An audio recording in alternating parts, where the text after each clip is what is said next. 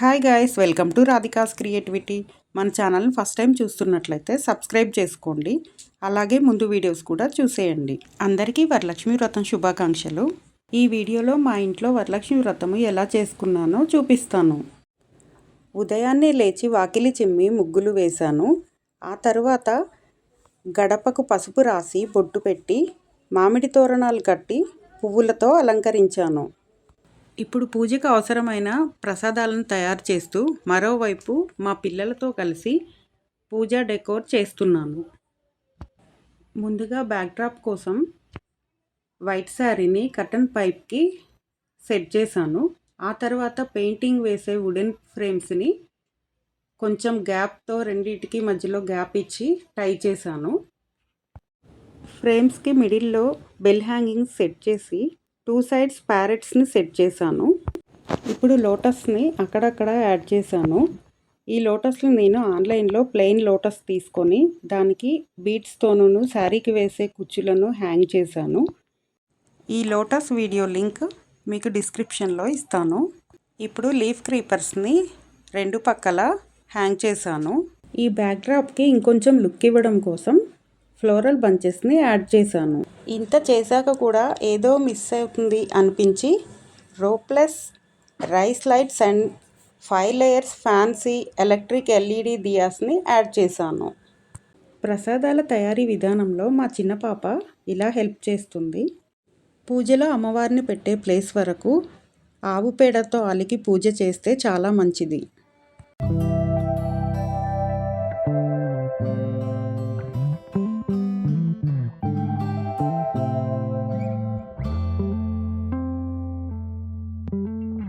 గడప అలంకరణకు ఇంకొంచెం లుక్ ఇద్దామని మా పెద్ద పాప బీడ్స్తో చేసిన తోరణాన్ని అలంకరణ చేసింది.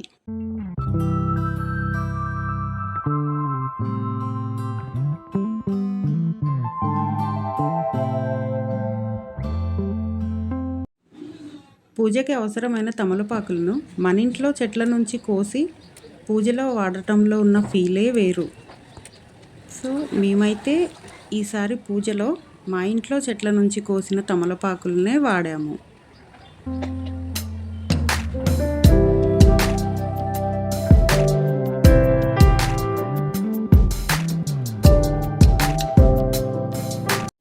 పూజకు అవసరమైన పండ్లను మా పిల్లలిద్దరూ కలిసి పూజలో అరేంజ్ చేశారు.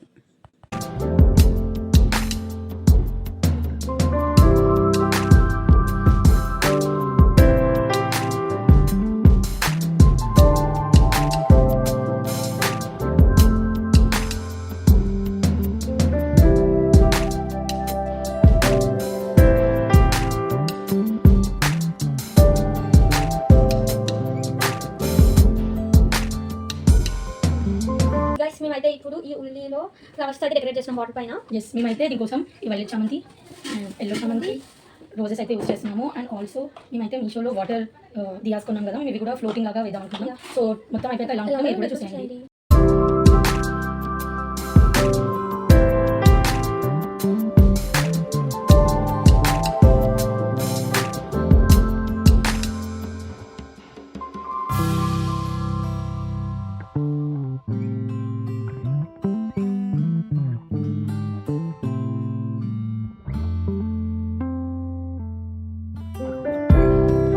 ముందుగా ఆవు పేడతో అలికిన ప్లేస్లో ముగ్గు వేసి పీటను పెట్టి పీటకు పసుపు రాసి పైన ముగ్గు వేసి బొట్లు పెట్టాలి.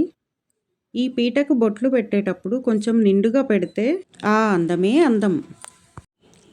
కలశం ఏర్పాటు చేసుకోవడం కోసం ఇంకొక చిన్న పీటను తీసుకొని పసుపు రాసి ముగ్గు వేసి బొట్లు పెట్టాను. ముందుగా ముగ్గు వేసి అలంకరించిన పీట పైన తామరాకును పెట్టి అక్షంతలు వేసి పువ్వులను వేసి చిన్న బిందెను పెట్టాను. ఆ బిందె పైన ఒక చిన్న చెంబును పెట్టి కర్రను తాడు సహాయంతో కట్టి ఆ చెంబులో కొబ్బరికాయను ఏర్పాటు చేశాను. ఆ కొబ్బరికాయకు అమ్మవారి ఫేస్ను కట్టాను. బ్లౌజ్ పీస్ని తీసుకొని అమ్మవారికి చీరలాగా అలంకరించాను. మన ఛానల్లో శారీతో అమ్మవారికి శారీ డ్రేపింగ్ ఎలా చేయాలో అనే వీడియోను చేశాను. ఆ వీడియో లింక్ని ఈ వీడియో కింద డిస్క్రిప్షన్లో ఇస్తాను. ఇప్పుడు పూజను స్టార్ట్ చేస్తున్నాను. ముందుగా ఆచమనం చేసి దీపం వెలిగించి పసుపుతో తయారు చేసిన గణపతికి గౌరీదేవికి బొట్టు పెట్టాలి. ప్రథమ పూజ విఘ్నేశ్వరునికి చేయాలి. శుక్లాంబరధరం విష్ణుం శశివర్ణం చతుర్భుజం ప్రసన్నవదనం ధ్యాయే సర్వవిఘ్నోపశాంతయే. శ్రీ వరలక్ష్మి అష్టోత్తర శతనామావళి. ఓం ప్రకృత్యై నమః, ఓం వికృత్యై నమః, ఓం విద్యాయై నమః, ఓం సర్వభూతహితప్రదాయై నమః, ఓం శ్రద్ధాయై నమః, ఓం విభూదత్యై నమః, ఓం సురభ్యై నమః, ఓం పరమాత్మికాయై నమః, ఓం వాచ్యై నమః, ఓం పద్మాలయాయ నమః, ఓం పద్మాయై నమః. తోరములను అమ్మవారి వద్ద ఉంచి అక్షంతలతో పూజ చేసి కుడి చేతికి తోరమును కట్టుకోవాలి.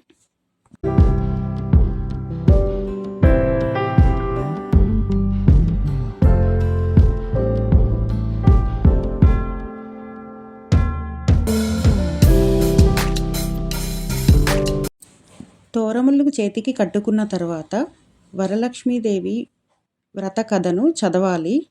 ఎందుకంటే ఈ కథను విన్నా, ఈ వ్రతం చేసినా, ఈ వ్రతం చేసినప్పుడు చూసినా సకల సౌభాగ్యాలు, సిరి సంపదలు, ఆయురారోగ్య అష్టైశ్వర్యాలు సిద్ధిస్తాయి. అందుకని ప్రతి ఒక్క మహిళ వరలక్ష్మి వ్రత పూజను చేసుకోవాలి.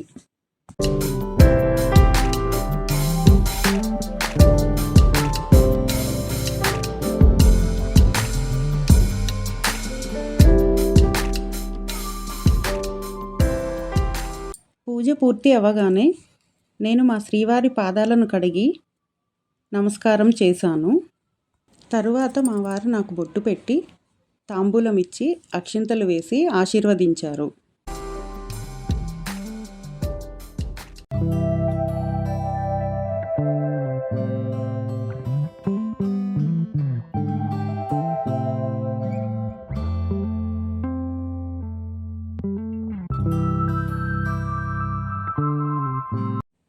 ఆ తర్వాత మేమిద్దరము మా పిల్లలిద్దరికీ బొట్టు పెట్టి తాంబూలం ఇచ్చి అక్షంతలు వేసి ఆశీర్వదించాము.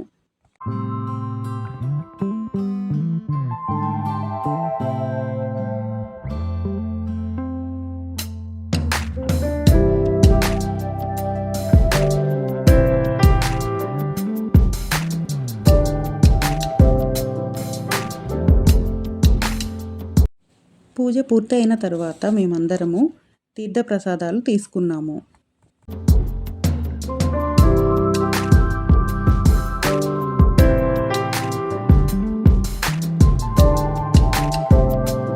ఆ తరువాత ముత్తైదువులకు వాయనం ఇచ్చి ఆశీర్వాదము తీసుకున్నాను. ఇద్దరు ముత్తైదువులను మాత్రమే మీకు చూపించగలుగుతున్నాను. ఎందుకంటే ఫోన్ స్టోరేజ్ ప్రాబ్లం వలన అందరినీ కవర్ చేయలేకపోయాను. మీ స్తోమతను బట్టి 3 లేదా 5, 9, 11 ఇలా ఎంతమందికైనా వాయనం ఇవ్వవచ్చు. ఇంతటితో వరలక్ష్మి వ్రతం సంపూర్ణం అవుతుంది. మీకు ఈ వీడియో నచ్చినట్లయితే like, share and subscribe to our channel.